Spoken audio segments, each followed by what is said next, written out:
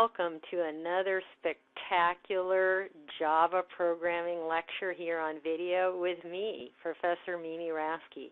This is part 2 of finishing up counters and accumulators with while loops, two very important concepts. So in the last video, we looked at counters. Now we're going to look at something called accumulators. But before we do, I forgot in my last lecture to help you fill out a couple of blanks in your lecture notes. Let's take a look here. When we were doing that last example, when the value of divisor is 1, the condition num mod divisor, well, what are we looking at? We were using a num of 10, and if the divisor is 1, what's the remainder when we divide 10 by 1? Well, there's 0 remainder, so this is going to be a true statement, and since the remainder of 10 divided by 1 is 0. So that's finishing up the last piece in your lecture notes. Now let's take a look at accumulators. There are times when you want to keep a running total or a sum of a group of numbers. And here's an easy example. Suppose you wanted to add up all the numbers between 1 and 100 inclusive. Now you could sit there with your calculator and go 1 plus 2 plus 3 plus 4, etc., all the way up to 100. And there is another way to use a special formula of summing up all of those integers, but let's not go into that formula. You may have seen it when you took another algebra class. Instead, let's make the computer loop and keep a running total and add up all of these numbers for us so we don't have to punch in all those numbers into a calculator.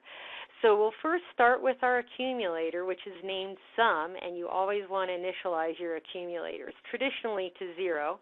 So it has nothing in it to start, and we're going to start our value at 1. Value is going to be this number here. And what we'll do is value will increase to a 2 and a 3 and a 4 and etc. And then as we increase it, we'll add that additional number into our running total, our sum, also known as accumulator. So here's the loop. While value less than or equal to 100, sum plus equals value. In other words, store that value into sum, then increment your value and then swing around. So you're just going to keep this loop going. So this sum is going to continue to keep the total all the way up from 1 going to 100. Summertime! I happen to have this program on NetBeans so we could see it work. This program, I named it the class sum of 100. So let's just take a look here. It has everything that you had in your lecture notes, except I added a println line after the while loop was all finished because I wanted to print out the sum of all the integers from 1 to 100 is, and we want to see what that number is. So I'm going to come over here and run the file. Let's have some fun here and run it. Oh, okay, take a look. The sum of all the integers from 1 to 100 is, can we see that? That's tiny, 5,050. Now, if you wanted to sum numbers from 1 to, let's say, 1,000, how would you do that? Well, here, instead of having value less than 100, we could change it to 1,000. Well, let's change it to something less than, because I'm wondering if we're going to have an overflow. Let's do summing all the values between 1 and 500. So we're going to have this while loop go 500 times. Let's come over here and rerun the file, have it do all the hard work for us. 1 to 100, 1 to 500 rather, is 125,250. Although I should have changed the words in my println. I should have changed it to say the sum of all the integers from 1 to 500 now. But let's move on, shall we? Back to your lecture notes. Let's continue.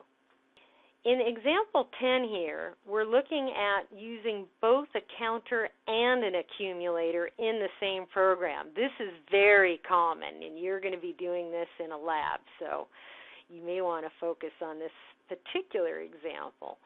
So we're going to find the total cost of a purchase of 5 items in which decimal values are involved. So first we're going to declare our variables. We're going to have our counter named CTR, counter for short, initializing it to 0. And remember, counters should not be doubles. You don't keep a counter with decimal values.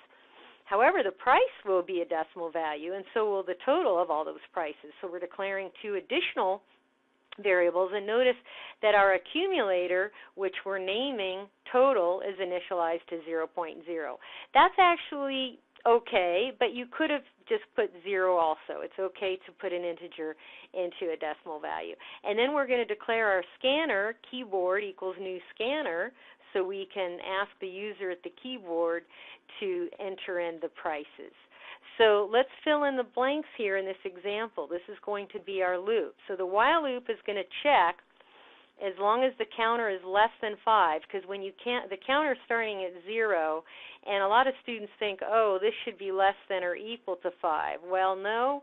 If the counter starts at 0, then we want the condition to be counter strictly less than 5, not less than or equal. Because if you look here, 0, 1, 2, 3, 4, if you count up all those numbers, you will get 5 items there. So moving on here, system.out.print, enter price. So this is our prompt. We're prompting the user at the keyboard to tell us what the next price is. And then here we're going to capture that price. So remember, our scanner was KEYBD, so keyboard dot what for capturing a decimal value. Do you remember? It's going to be next double with a capital D, empty parentheses.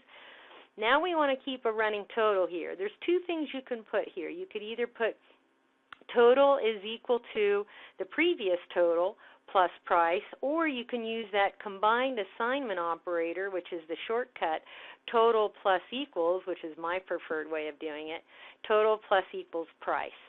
And then we have to increment our counter, otherwise we're going to be stuck in an infinite loop. So here I'm just going to put counter plus plus, and there I'm incrementing my counter and keeping track of the number of prices I'm entering in. And then finally it's going to print F, your total is %. 0.2f \n. That's for going to the next line, and then your total.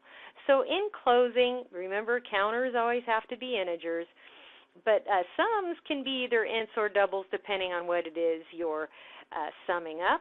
And lastly, remember to initialize your counts and accumulators typically to 0, although for different cases it might be something else. If this isn't done, you're going to get an error because you're going to be trying to add something into a variable that has garbage in it initially if you don't initialize it. And so I guess you can't add something to nothing. And this concludes the lecture on accumulators with while loops. Happy programming.